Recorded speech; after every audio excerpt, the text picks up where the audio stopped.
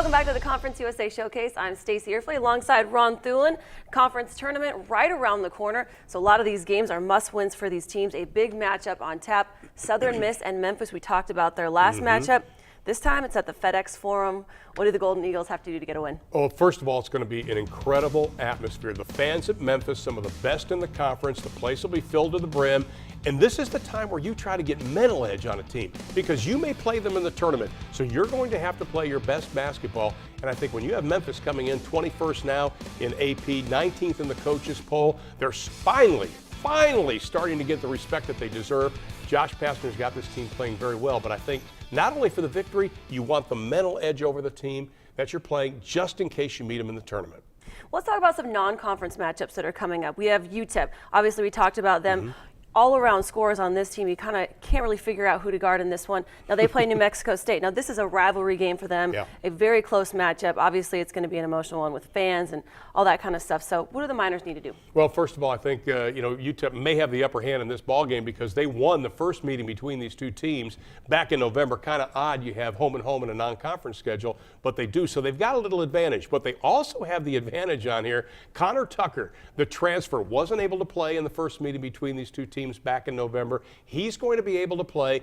Once again, it comes down to just getting that confidence. And I think because obviously New Mexico top 100 RPI, if that UTEP can win, that'll maybe give them a little more confidence as we close in on the conference tournament.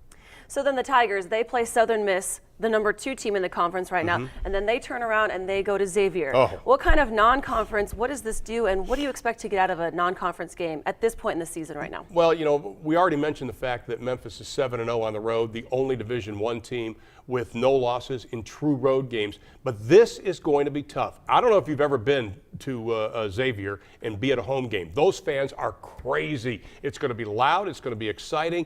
I want to see how Memphis can handle all of that. DJ Steffens last year, you might remember, he had the dunk of the year against Xavier at the FedEx Forum. I thought I came out of my chair on that one and was going to have a heart attack. One of the great dunks I've ever seen in my life. He's going to be important in this ball game. But also, I think from a national respect standpoint, even though Xavier's not having a great year, they're still Xavier. I mean, they're a big-name team.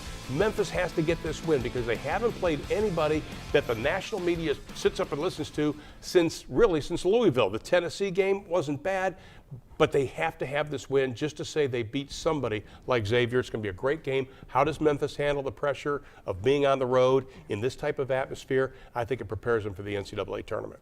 Well, Ron, switching things up to the women's side, at the beginning of the season, all of these coaches said one thing. It is a wide open race. SMU emerges as the leader, and then ECU hands them their first conference loss of the season. But ECU, they still have a lot of work to do. They have UAB on tap. Oh, absolutely. And I think when you look back to October when we met with all the coaches, Tulane was the clear-cut favorite to win Conference USA. Now they're in a tie for third place. But the job that Rhonda Rampolla has done at SMU has been outstanding. She's got these ladies playing together as a team.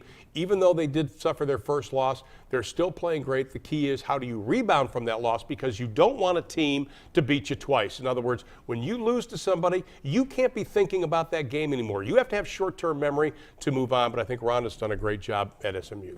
And then just talk about the matchup she still has with UTEP and Tulane. Obviously, you know both those programs well. Neither of those teams are going to roll over. Well, I'm kind of surprised at UTEP because I really thought that they'd give Tulane a run for the money. And I think Tulane losing to Tulsa about a week ago, that was a big loss for them because they had that game. They should have won the game. They didn't close out the deal. But I think the schedule now gets so tough that you've got to dig deep on this. And I think if you haven't been there before, how are you going to handle it? And one quick shout out, though, Heather Macy at East Carolina, currently second in the conference.